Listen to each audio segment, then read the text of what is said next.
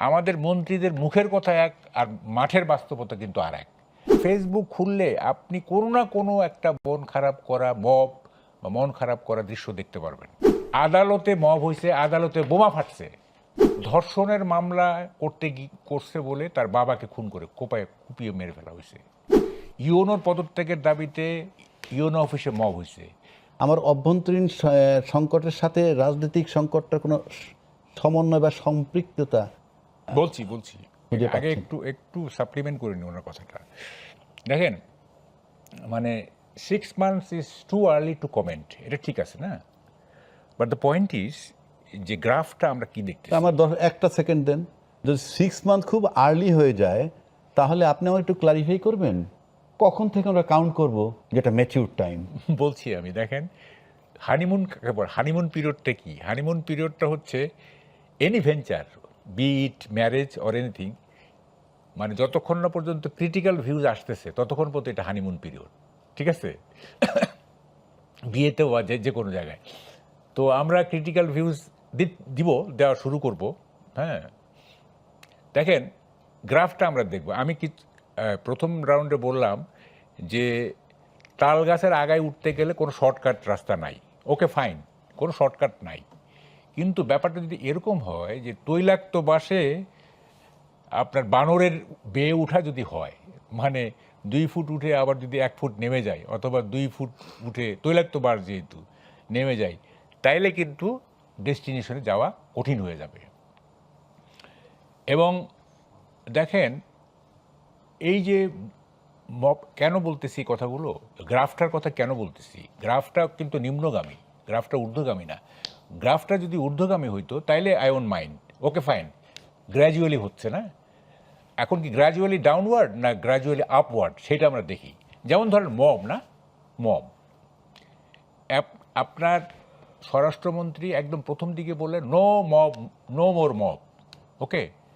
অথচ আপনি সমাজের দিকে তাকালে দেখেন একটা জিনিস, আমাদের মন্ত্রীদের মুখের কথা এক আর মাঠের বাস্তবতা কিন্তু আর এক। আপনি যদি মাঠের দিকে তাকান দেখবেন ইউনুস আমলের চাইতে মব কমে নাই, ঠিক আছে? একদম লেটেস্ট 2টা ঘটনা বলি আপনাকে। কিশোরগঞ্জে আপনার একটা কনসার্টের আয়োজন করা হয়েছিল, এবং আপনার যে মানে ইসলামিস্টরা বা অথবা জেহাদিরা তারা ডিসিকে কমপ্লেন করার পরে এই কনসার্ট বন্ধ করে দেওয়া হয়েছে। আপনি কি শুনতেছেন? খুবই কিন্তু একটা বার্নিং কোশ্চেন।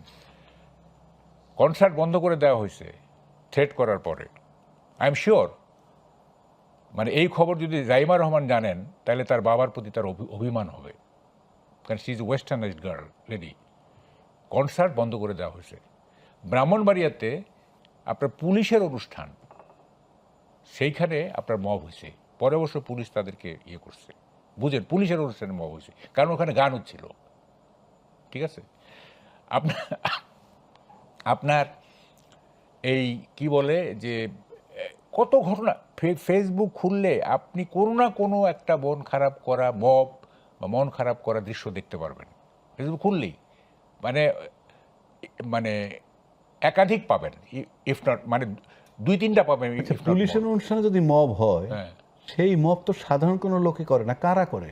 হ্যাঁ, যেই করুক, আপনি ওইটা তো তাদের গানের অনুষ্ঠানে গিয়ে মব করছে, এবং পুলিশ অবশ্য পরে কি বলে স্ট্রাইক ব্যাক করছে, সেটা অবশ্য করছে সেটা। এবং দেখেন, ধর্ষণের মামলা করছে বলে তার বাবাকে খুন করে কুপিয়ে মেরে ফেলা হয়েছে। 15 বছরের এক কিশোরকে মেরে শহীদ মিনারে ঝুলিয়ে রাখা হয়েছে। ইউনোর পদত্যাগের দাবিতে ইউনো অফিসে মব হয়েছে, আদালতে মব হয়েছে, আদালতে বোমা ফাটছে। কি কারণ? হয় জামিন প্রত্যাখ্যান করছে অথবা জামিন দিছে। আই এম নট শিওর কোনটা হয়েছে, দুইটার একটা হবে। তো এখন এই যে মব চলতেছে না, যদি এমন হইতো যে আগের তুলনায় রেশিওতে আপনার মবের পরিমাণ কমতেছে ধীরে, তাহলে আমরা বুঝতাম যে আচ্ছা ঠিক আছে, ধীরে ধীরে ওই যে উৎপাদনের ক্রমহ্রাসমান বিধি আছে যেটা, যে ধীরে ধীরে কমতে থাকে, এটা আমরা মানতাম। কিন্তু আমরা তো দেখছি এটা বাড়তেছে। তো ফলে এইখানে মানে 6 months is too early two comment বলার কোনো সুযোগ নাই, ঠিক আছে? যেহেতু গ্রাফ নিম্নমুখী। মবের ব্যাপারে কি কারণে সরকার ইনডিফারেন্ট, উদাসীন, কি কারণে মব হতে দিচ্ছে, যারা মবিস্ট তাদেরকে কি সরকার চেনে না, বা আইন শৃঙ্খলা বাহিনী চেনে না, গোয়েন্দারা চিনে না?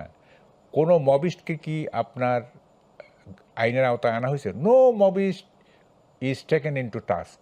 বরং মাহাদি নামের যে ছেলেটা, যে ওই যে পুলিশ হত্যা করছিল নাকি, মাহাদি বোধহয় নাম, তাকে অ্যারেস্ট করার পরে কয়েক ঘন্টার মধ্যে তাকে ছেড়ে দেওয়া হয়েছে। আবারও ছেড়ে দিছেন? তাই তো দেখলাম। তার মানে আমরা দেখতেছি যে, আমি একটা কথা প্রায় বলতাম, সেটা হচ্ছে যে অপশক্তিকে দমন করলে গণতন্ত্রের কোনো ক্ষতি হয় না, বরং গণতন্ত্র আর শক্তিশালী হয়। একটা ধারণা আছে যে পুলিশ অ্যাকশনে গেলে বোধহয় এটা গণতন্ত্র নষ্ট হয়ে গেল, গণতন্ত্রের সতীত্ব চলে গেল। তা না, পুলিশ কোথায় স্ট্রাইক করতেছে, এটা কি অপশক্তিকে না শুভশক্তিকে? যদি যদি অপশক্তিকে হয় তাহলে এটা গণতন্ত্রের জন্য কোনো ক্ষতিকারক না। এখন আমরা দেখতেছি যে সবাইকে আমরা চিনি, কে কে কি করতেছে না করতেছে আমরা চিনি, কিন্তু কাউকে আইনের আওতায় আনা হচ্ছে না। তার মানেটা কি? মানেটা কি এই যে ওই যে মানে গ্রাম দেশে একটা কথা আছে যে আল্লাহর ষাঁড় ছেড়ে দিছি, ষাঁড়, হ্যাঁ, আমি